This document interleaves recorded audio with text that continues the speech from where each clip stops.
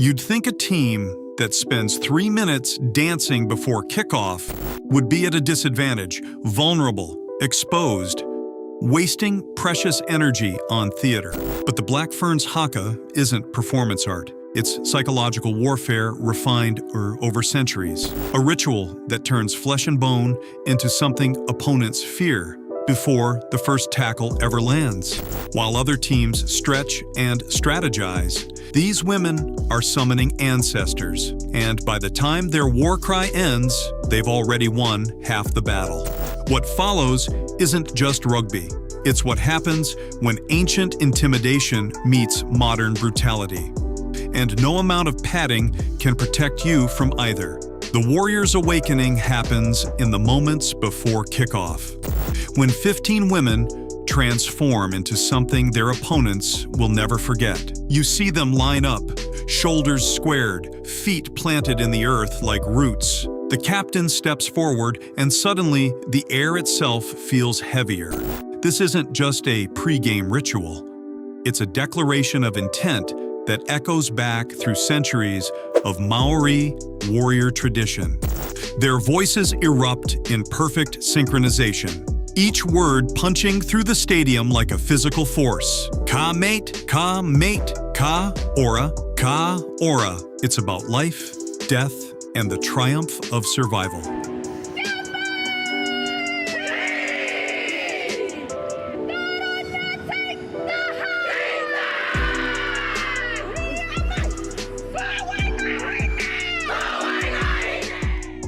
You watch their hands slap against their thighs with percussive violence, the sound cracking like gunfire. Their eyes widen until you can see the whites all around, a technique called pukana designed to strike fear into anyone watching. Tongues thrust out in the wakapapa, challenging their opponents to match this intensity. But here's what makes it truly devastating. This isn't performance. Every movement connects them to ancestors who performed this same dance before actual battles, where losing meant death. The opposing team stands frozen, forced to watch, forced to absorb the message. By the time the haka ends, the psychological war is already won. You can see it in their opponent's eyes. Doubt has crept in, and doubt is fatal in rugby. If you felt that, you're going to want more. Subscribe now and don't miss what comes next. From ritual to reality happens in a heartbeat. The moment the haka ends and the whistle screams, you watch that warrior energy channel instantly into pure athletic violence. There's no cool down period, no transition. The same women who just invoked their ancestors now sprint at full speed toward bodies they intend to demolish. The first collision tells you everything. A Black Ferns forward takes the ball and charges into 3 defenders. The impact sounds like a car crash, meat and bone, meeting resistance at 20 miles per hour. She doesn't go down. Instead, she drives forward, legs pumping like pistons, dragging defenders with her until finally the mass of bodies collapses. This is the mental switch that separates elite rugby players from everyone else. They've trained their minds to flip from ceremonial control to calculated aggression in seconds. The haka wasn't just intimidation, it was ignition.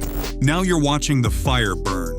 The beautiful brutality reveals itself in every bone-jarring tackle, every ruck where bodies pile on bodies with no mercy. You're watching women sprint at each other with the singular purpose of collision, and there's nothing between them and impact except thin fabric. No shoulder pads absorbing the blow, no helmets protecting their skulls, just flesh, bone, and an insane level of commitment to contact. Watch how a winger gets caught in open field.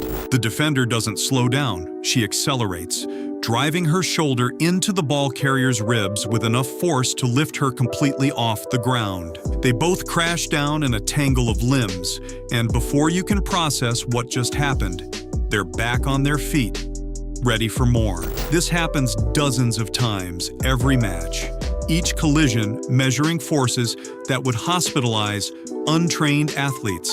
But here's where brutality becomes beautiful. The precision underneath the violence. Every tackle follows technique honed through thousands of repetitions. They aim for the hips and thighs, wrapping their arms to control the fall, protecting both themselves and their opponents from catastrophic injury. When you see a ruck form, that chaotic pile of bodies fighting for the ball, it looks like pure mayhem. Yet every player knows exactly where to bind, how to drive forward, when to release. The scrum might be the most terrifying example.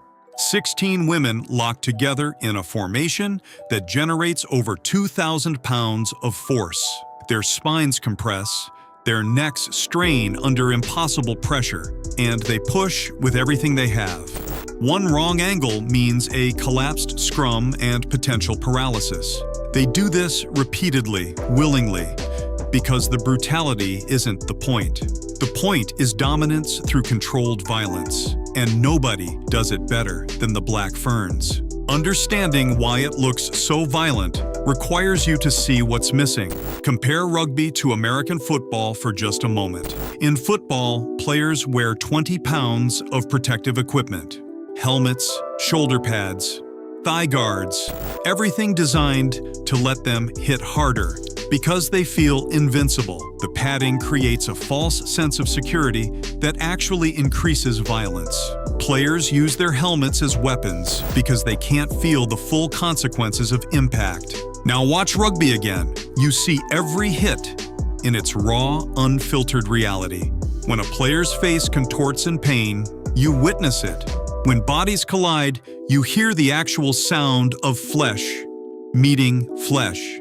There's no plastic shell hiding the human cost of each tackle. This transparency makes it look more violent than sports with equipment.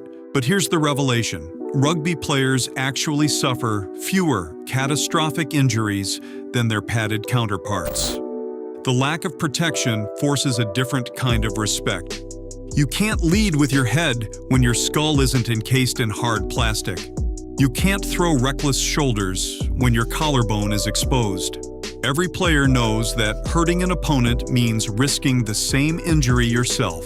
So they learn to tackle with precision, to hit hard but smart, to make brutality look effortless, while actually executing movements refined through years of discipline.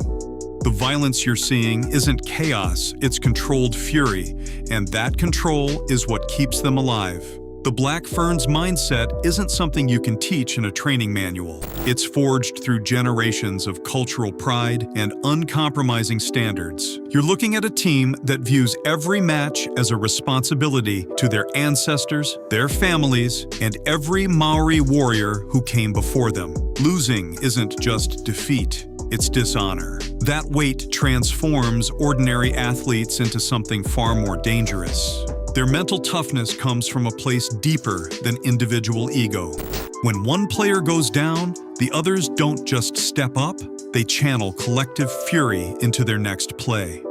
They've built an identity around being the most feared team on the planet, and they defend that reputation with religious intensity. Every tackle, every ruck, every scrum becomes a statement. We are unbreakable. This is what happens when ancient warrior culture collides with modern athleticism. The Haka wasn't just ceremony, it was prophecy. They told you exactly who they were before the game started.